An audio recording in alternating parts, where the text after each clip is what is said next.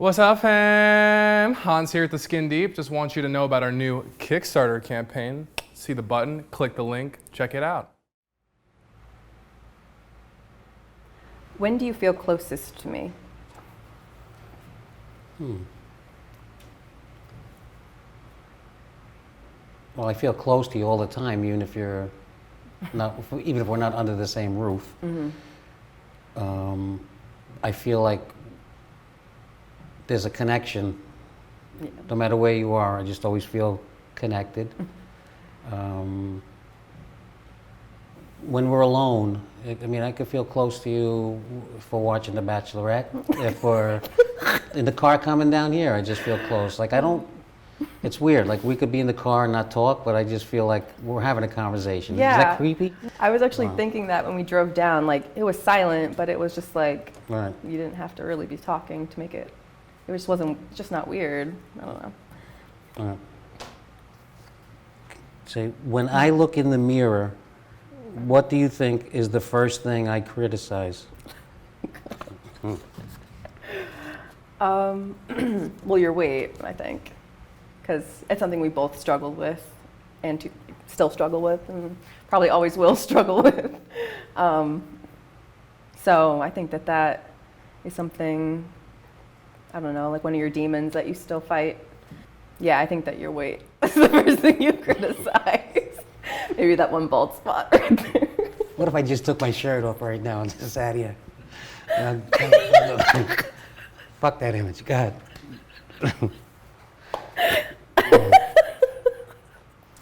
Why do you think I'm beautiful? For me, I don't see your beauty on the outside as much as I see it on the inside. I've had the privilege of seeing your beauty for 21 years.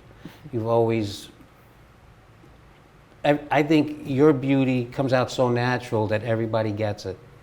I mean, seriously, have you ever met somebody who's like, that didn't like you? Or like, you know, when you met somebody, you've always had somebody. Yeah. But that's the beauty I've always seen, that beauty. What are you hesitant to tell me?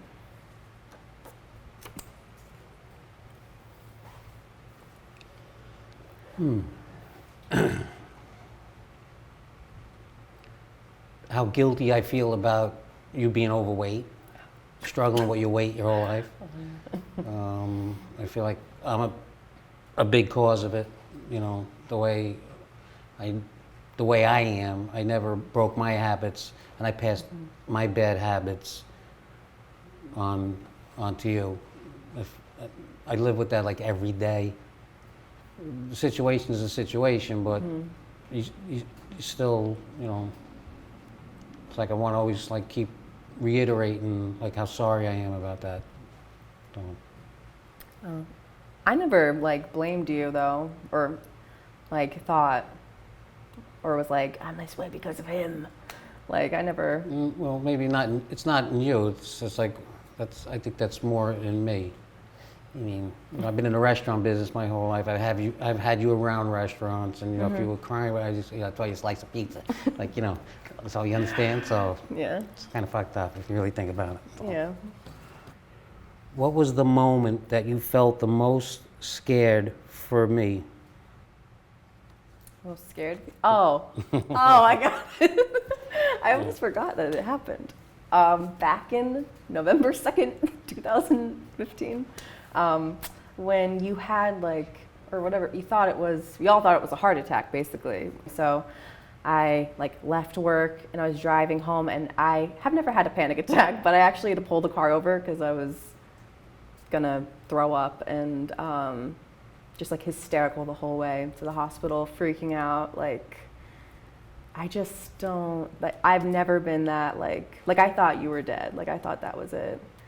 And it's like scary because you still get those attacks sometimes. So like you never know when like it's gonna be the one. Be the last one. Be the last one.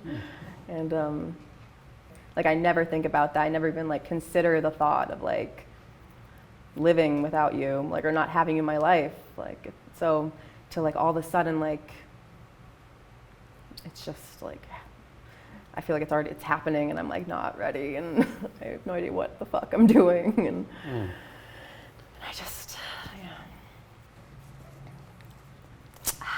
I know what you're gonna say. What do you think is preventing me from becoming the person I want to become?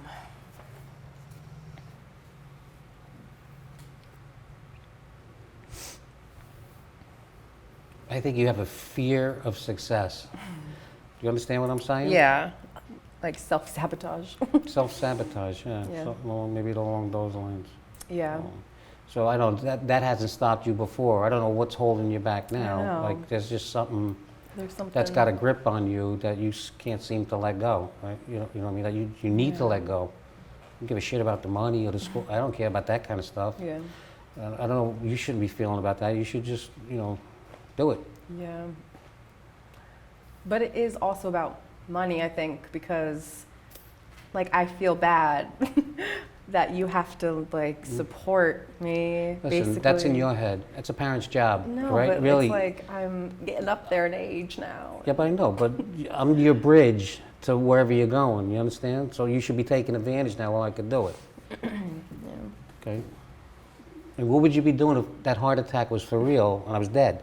What would you be doing? Killing myself. No, you know what I mean. What would you I be know. doing if I wasn't here? Yeah. I know, I think about that sometimes, like, and that scares me a lot because, like, I have no idea what I would be doing. I know, but you and half the country, that everybody your age, everybody's floundering until they find out what they want to do. But you got to try it to see, to rule. That's what I think. You need to, like, try things and rule them out. And then, instead of, like, coulda, woulda, shoulda, or, this is, your time is now to, like, make a move and try something, do something. Yeah.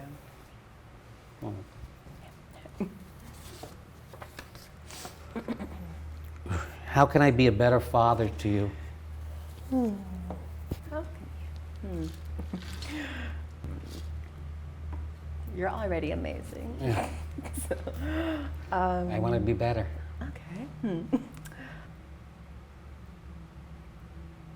I think just by like being like better to yourself, because like I watch you fall into your habits, and I like not really. I remember we were in the car one time, and I put up on the mirror like this thing that says like love yourself or something, and you're like, I don't think I've ever truly loved myself. And I was like, shit, that's not good. So I feel like just like taking better care of yourself would be a better example of like to me. It's so uncomfortable now to sit here and talk about, like, a couple of years ago how we really, were into that and took care of ourselves, and then a couple of years later, why did we stay with it? I don't know. That's our problem. Like, why can't we ever? Like, we always. That's like, why Jamon's book. He talks about that hitting that plateau. I'm telling you, that was a key thing when I read that. I know, yeah. What is it, 2 days ago when I read that? That's a key thing. Yeah.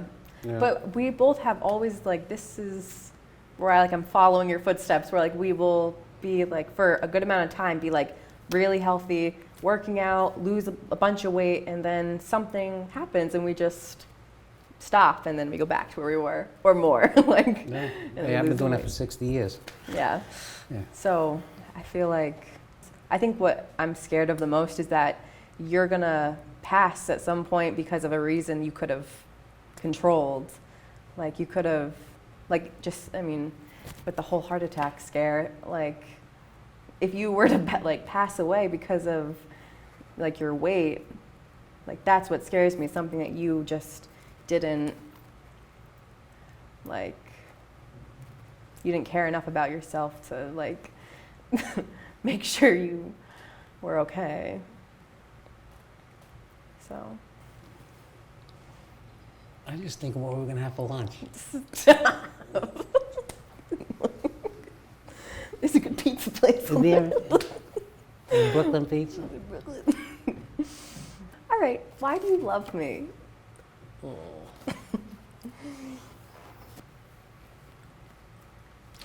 That's weird. Huh? Mm. What's not to love? I mean,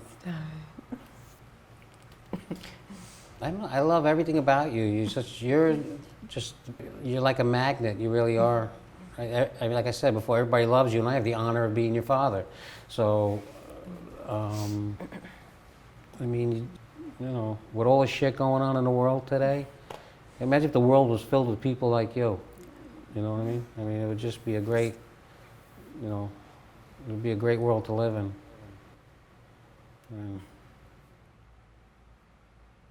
Oh, hello. Michelle and I didn't see you there.